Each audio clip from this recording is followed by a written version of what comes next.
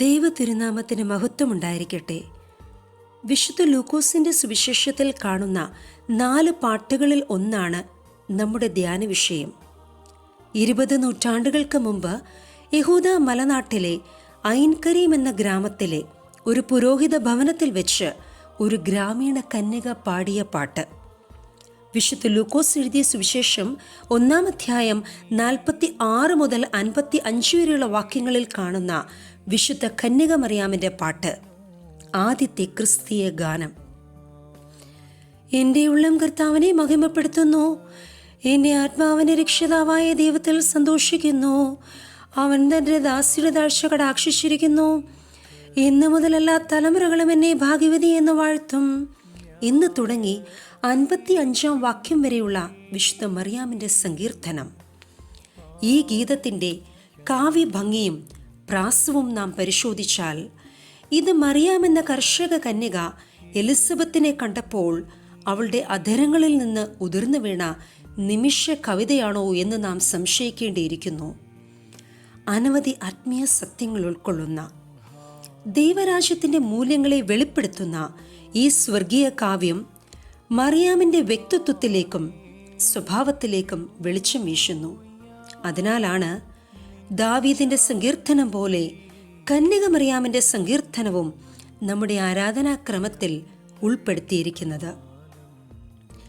അത്യുന്നതൻ്റെ ശക്തി മറിയയുടെ ജീവിതത്തിന്മേൽ നിഴലിട്ടപ്പോൾ ദൈവവും മനുഷ്യനും സംഗമിക്കുന്ന അത്യപൂർവമായ സംഗമവേദിയായി അവൾ മാറിയപ്പോൾ അവളുടെ ഹൃദയത്തിൽ നിന്ന് ഉത്ഭവിച്ച ഈ കാവ്യം, ക്രിസ്തുവിൻ്റെ ജഡധാരണം അവളിൽ ഉളവാക്കിയ ധന്യതയെ പ്രകീർത്തിക്കുന്നതും സാമൂഹിക ഘടനകളിലെ പൊളിച്ചെഴുത്ത് പ്രഖ്യാപിക്കുന്നതും ദൈവത്തിൻ്റെ അത്ഭുതകരമായ കൃപയെ മഹത്വപ്പെടുത്തുന്നതുമാണ്. ശക്തനായവൻ എനിക്ക് വലിയവ ചെയ്തിരിക്കുന്നു. അവൻ തൻ്റെ ഭുജം കൊണ്ട് ബലം പ്രവർത്തിച്ചു, അഹങ്കാരികളെ ചിതറിച്ചു.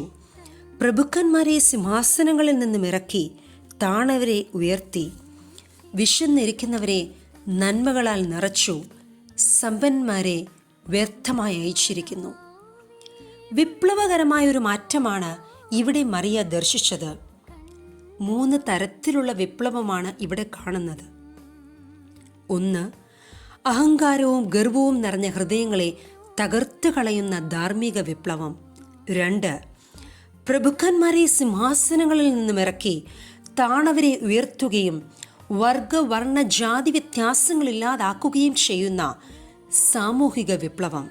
3, സമ്പന്നരെന്നും ദരിദ്രരെന്നുമുള്ള വ്യത്യാസമില്ലാതാക്കുന്ന സാമ്പത്തിക വിപ്ലവം. ഈ വിപ്ലവം നമ്മുടെ ഹൃദയങ്ങളിലും സാമൂഹിക സാമ്പത്തിക തലങ്ങളിലും വരുത്തുന്നതിന് യേശുക്രിസ്തുവിൽ വെളിപ്പെട്ട ദൈവസ്നേഹത്തിൽ കൂടി മാത്രമേ സാധ്യമാവുള്ളൂ. ആയതിനാൽ യേശുക്രിസ്തുവിൻ്റെ മനുഷ്യാവതാരത്തിലൂടെ സമൂഹത്തിൽ സംഭവിക്കുവാൻ പോകുന്ന അടിസ്ഥാന പരിവർത്തനങ്ങളുടെ ശങ്കുലിയായി പിതാക്കന്മാർ മറിയാമിൻ്റെ പാട്ടിനെ വ്യാഖ്യാനിക്കുന്നു.